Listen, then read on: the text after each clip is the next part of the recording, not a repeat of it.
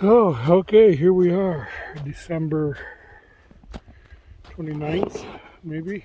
I don't really know. I've been off work since December 22nd, so I'm not even sure. I'm out here. I'm going to lay a practice track. And as I'm doing it, I'm just going to talk about things that I've learned as a first year tracker. So I've got my brand Waskow tracking shoes. Here, hoof on the bottom there. So this is going to be fun. Trying to learn to walk on these with a selfie stick. Yeah, I have a selfie stick. I'm a nerd, look. Selfie stick. Super geek. Got it. But it's fun and I'm bored. So we're just going to lay the scent pad here and just start walking with my new Waskow shoes. I don't really know where I'm going. Haven't thought it through. Got inspired today with the text chat I got with some tracker friends and mentors. It's warm.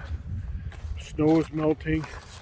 We haven't been on the tracks since December 11th or whatever the second to the last day of muzzleloading season was. That was that 2.2 mile leg hit that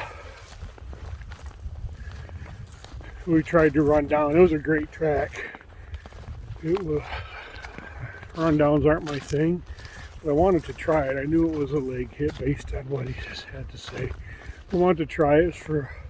It was close to home. It was for a kid I've tracked for before. Great kid. So I was super glad to try to do it. So that was fun. But that's the last track we've been on. I really don't expect to get any calls for the balance of the year. Season runs through January 1st. It's warm. Got some legs from local hunter that weren't frozen yet, so I just saved them out and put them in my new Waskow shoes. And we're going to lay a track here. I think this season, this off-season training, which I'll consider this, although we're still technically in season,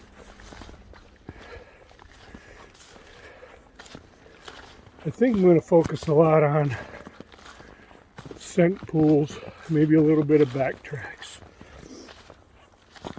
And what I can tell you is this training is no longer about training the dog.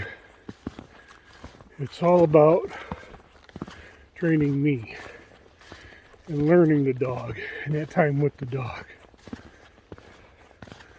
One of the things that I found I really enjoyed once I kind of figured it out, and believe me, I haven't figured anything out, but figured it out more so than what I did on October 1st, is watching the dog work through a scent pool. For some reason, I just love that. It is so cool just to watch him methodically work through that scent pool. What's a scent pool? It's a term for a giant area of scent. It can be caused by, maybe the deer spent a lot of time in that area. Maybe it wandered around a lot, back and forth, milled around in a thick spot or something. Maybe it bedded down several times. So there's a lot of scent in that area. So the dog, once it gets there, has got to sort through all of that. Oh, there's a bed right there. I'm going to go ahead and walk down this path with my Waskow shoes. Right past this bed right here. Then I'll just walk through it. Walk around for easy walking. But anyway, a scent pool the dog has to work through all of that. And it has to figure out where the deer exited that scent pool. Scent pool can also be caused by just the wind swirling. Maybe you get into a little valley, a low spot. It's all about the thermals and what the wind's doing. When it comes down, it just starts to circle around. That and that scent just stays in there. The dog's got to work through all of that. So it's really fun and interesting to me to watch a dog work through that. And I think that our very first find this year was a great moment for me when she had to work through that scent pool. I didn't know what I was doing. Still don't, really. But I just sat there and just let her be, because what do I know? I don't know what to do. I'm not smarter than the dog, ever. And I just sat there. She just methodically worked through it. And probably after 7 to 10 minutes, I don't know, maybe it wasn't quite that long, it seemed like it, but maybe it was. She popped out the other side. And as we got out of that clearing, that little thicket, that was where the deer, I believe, spent a lot of time milling around, liver shot deer. And just as we got out of that grassy little swamp grass clearing thing, and back started to get into the woods a little bit, doggone, there was a tiny speck of blood. So that was a humongous validation for me, and it was so cool. And then several times throughout the tracking season, I saw her do that. So again, just a validation. So I learned a lot about the dog and how she handles scent pools. So, and it's a lot of fun. Patience is the name of the game. So I think I'm going to work a lot on big scent pools, maybe a little bit of backtracks, problem solving for the dog. And like I said, this isn't about the dog. The dog stinking knows what she's doing. There's no question about it. I am the weakest link every time. And it's about me learning the dog, learning her reads, her tells, and just becoming better in tune with her. Hold on, I gotta check my Wascow tracking shoes, make sure everything's still cool. And that one is, and so is that one. So I want to do a lot of that. I think I want to shoot for UBT certification, UBT2 certification this spring. Well, I don't know why the video shut me off, but I was saying, the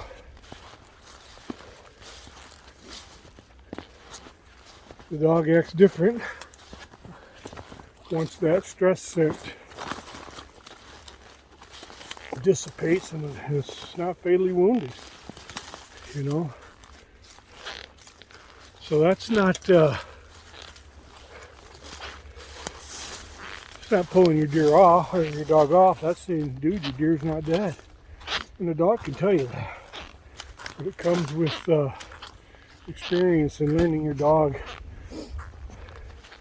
and knowing how the dog behaves. So yeah, it was a lot of fun, man. Trusting your dog. Biggest, hardest thing for me. Trust my stinking dog. And I'm getting better at that. Because if there's no blood to go on, particularly if we have, maybe a blood trail that goes for 100, 200 yards or something, and we start at the shot site or first blood or whatever the case may be, and the dog marches you past last blood and keeps going, who am I to say, question whether she's on that dog? I mean, she got us to last blood on the line that deer ran, so of course the dog knows what it's doing. This is blind trust in a dog. It's not blind trust, it's trust because of the work we put in doing what we're doing now. So the hard part is convincing the hunter that the dog is on their deer. That's very difficult, especially when you can't show them blood to confirm it, and we've gone 300 yards and the dog is stone cold tracking, but you're not getting any visual confirmation. For us as human beings, we need that visual confirmation for our brains to confirm. Dogs don't need that. Dogs don't track with their eyes. But trying to transpose tracking thinking from human standpoint to dog is really hard to do. It's really hard to do. And then trying to convince a hunter that the dog is on their track when you can't confirm for them or show them why the dog is on their track. All you can do is explain to them what I just said. Look, she tracked as far as she did on known blood. She got us there, so I have no reason to believe that she's not on the deer now. And I can try to explain the behavior of the dog. She's tracking, and I explain how she acts when she loses the scent, how she loops around, what she does to try to reacquire. The other thing, that I'll use for the hunters as an example is, look, we'll be tracking along and all of a sudden the dog will stop and circle, start making loops. It means she lost the scent, she lost the line, and she's trying to reacquire it. On long tracks that we don't have any visual confirmation that she's on the deer, that to me is a confirmation that she's on the deer. Because if she wanted to track just any old deer, she has lots of scent, lots of deer tracks to choose from to track, but she's not tracking them. I'm crossing a little bit of a ditch here, so excuse me while I make a fool of myself as I head into some super thick stuff. So she's trying to acquire the scent of the deer we're after. So that's a good thing. I kind of like it when she's stone cold tracking for a period of time with no visual confirmation, and then all of a sudden she stops and starts searching, to reacquire the track. I like that because it tells me she's trying to find the very specific deer that we're after. So I use that as an example for the hunters too, that's what's going on.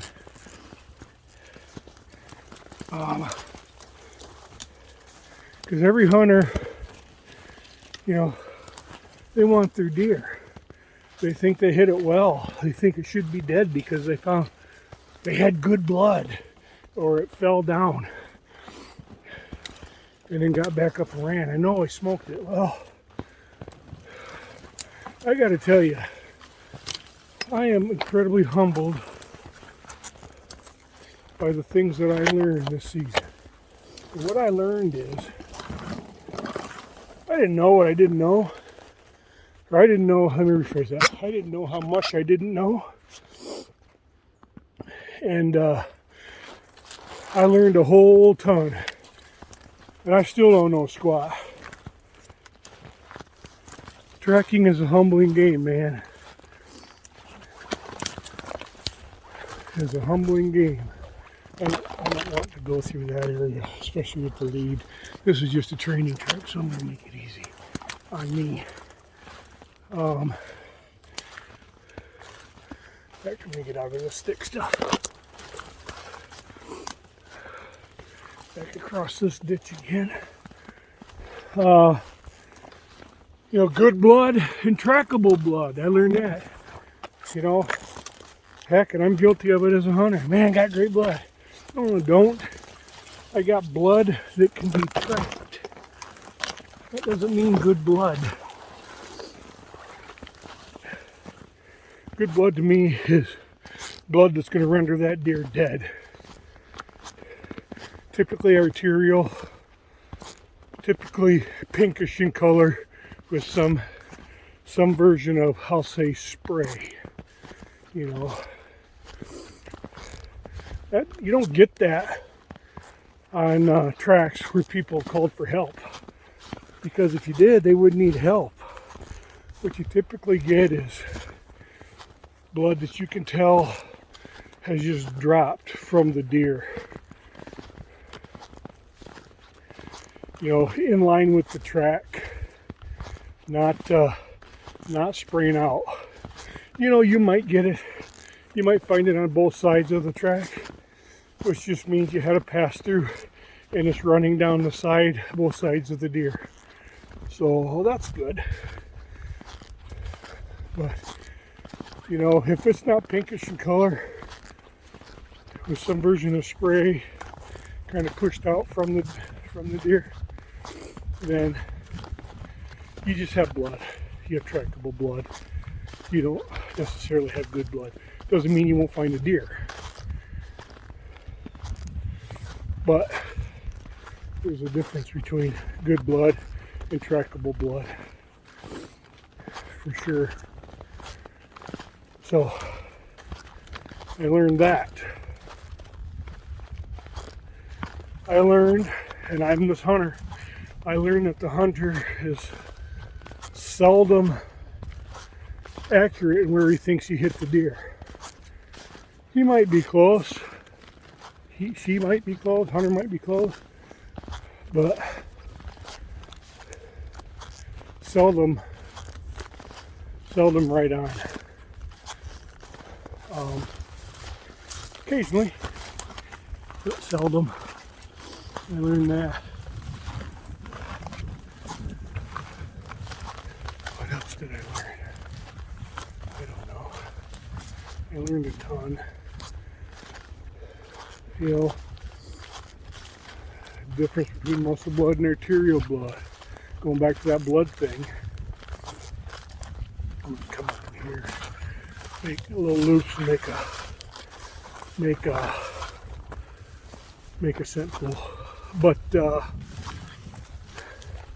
you know, muscle blood, you know, the classic stop sign red, to borrow the expression from my friend Eric, friend and mentor Eric.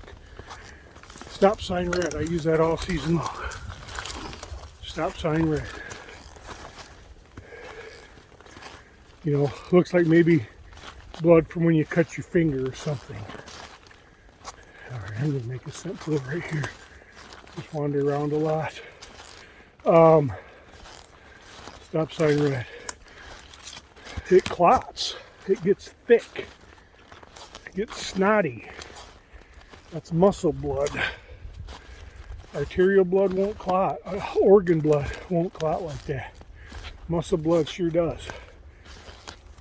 You know, a muscle hit deer, hunters store this away in your archives of things to recall when it sounds familiar to you. The muscle blood, the call will go like, yeah, I hit the deer, I had great blood. Here it is, great blood, good blood. I tracked him for about 200 yards, and then the blood started to, you know, diminish. The pin drops, and I just lost it. Just lost it at about 200 yards.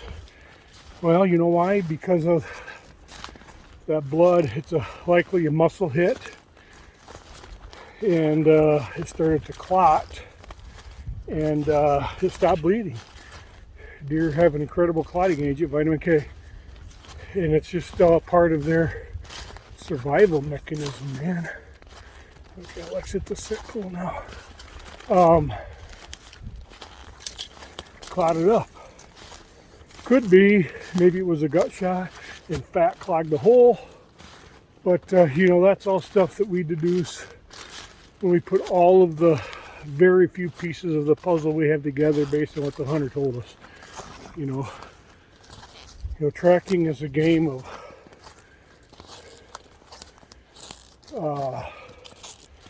putting together pieces of a puzzle when 90% of that puzzle is missing.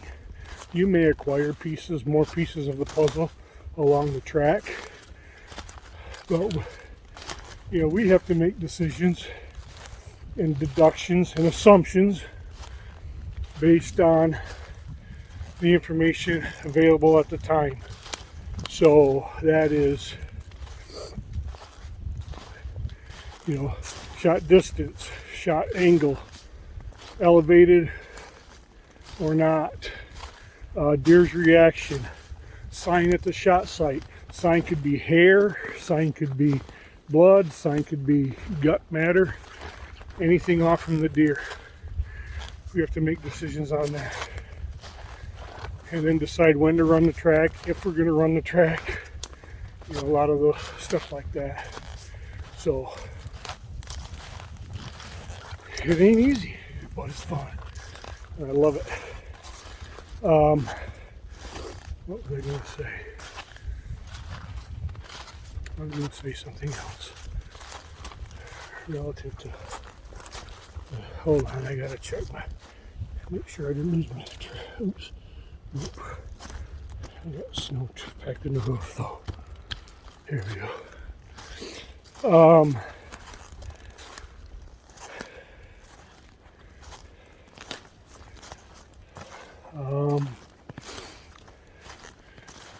What are things that contribute to recovery success? First of all, national recovery rate's only around 40%. So you're starting out with a 40% chance of recovery when you call a dog.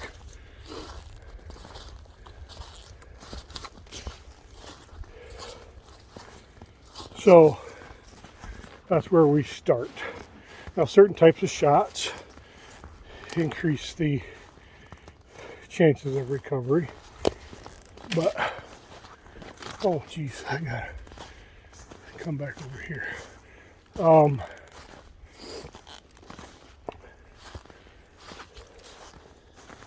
But I always say there are three things that contribute to immediate things that contribute to recovery success. First one, obviously, shot placement. You got to hit the deer. The deer's got to be lethally hit. It's got to be a fatal shot, of course. That's number one. Number two is the hunter's actions after the shot, the post-shot track management, I call it. What did you do? How long did you wait? How far did you go?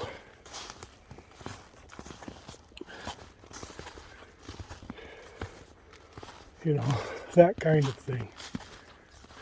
Next is weather, scenting conditions, which, aka weather.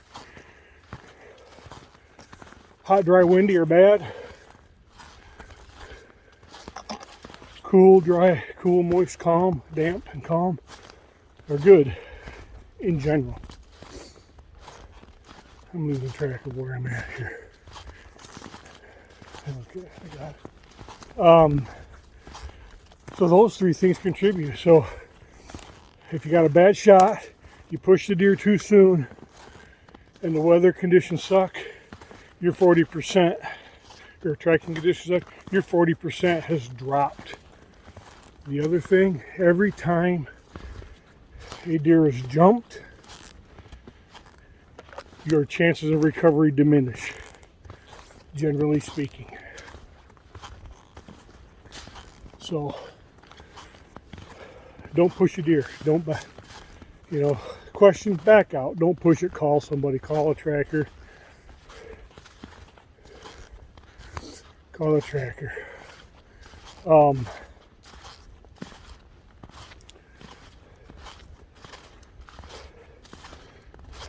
I'll tell you, the 3Bs, the trifecta of trouble when it comes to tracking. Anybody guess what they are, the 3Bs? Let me help you out. Beer, buddies, and blood. Beer, buddies, and blood are all trouble.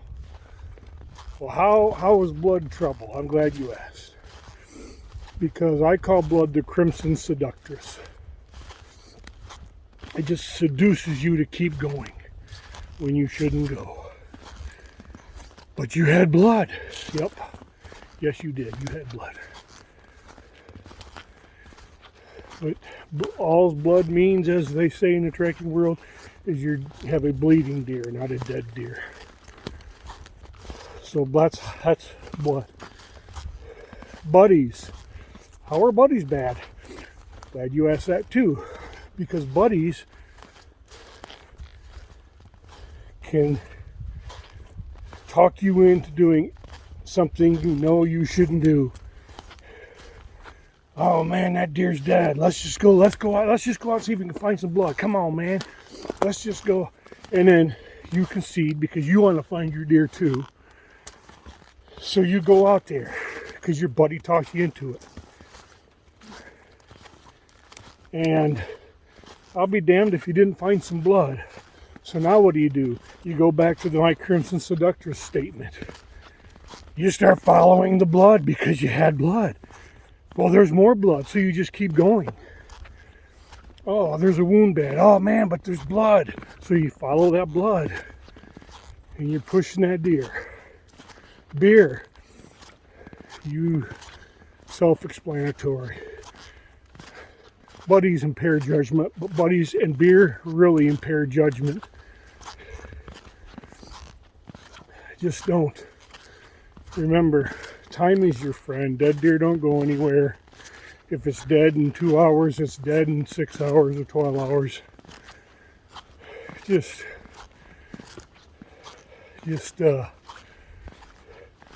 give your deer time and call somebody. Call somebody.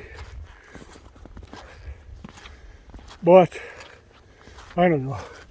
I'm going to wrap this track up here another 100 yards or so up here in the corner. I think I'm on the edge of the field right now. That's just some random thoughts and learnings from my one season tracking deer. I made a lot of great friends in the Michigan Deer Tracking Network, most of which I haven't met, but I'm hoping to. It's a great network. It's a great group of guys who all really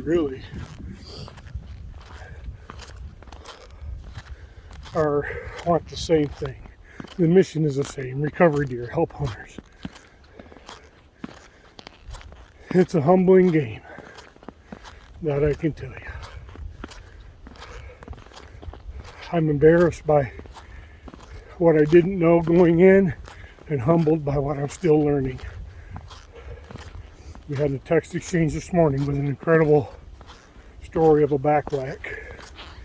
I mean, it splayed that back open. But the story and the facts, as Brian shared it with us, and kind of put it all together for us to, hey, here's the situation, here are the pictures, here's the information I had going in, here's the information that I gathered on the track. Where would you suppose this deer was hit? And that's what I love about this network, and what I love about our little chat group with other network trackers, because we learned something. We learned that even the most experienced and accomplished trackers scratch their head. I learned, just a little more so, okay, let me stow this away. Brian recovered his first back whack ever after 6 years or so of tracking. So it can happen. But it wasn't an easy track. but it was good. It's a crazy, man. It's a crazy, crazy game. It's a crazy game that I love and hope that I get to enjoy for a long time. So I'm going to wrap this up now. You've heard me. Probably tired of me rambling. I'll run this later, maybe later tonight. I'm not too worried about the age. The dog can do it. We covered a 26-hour-old track that had been covered in the snow. So the dog's fine. This is for me. And I'm going to end the track right here. Oh, coincidentally by this deer bed. And I'll try to record the track and post that. But it's been fun, guys. We'll talk to you soon.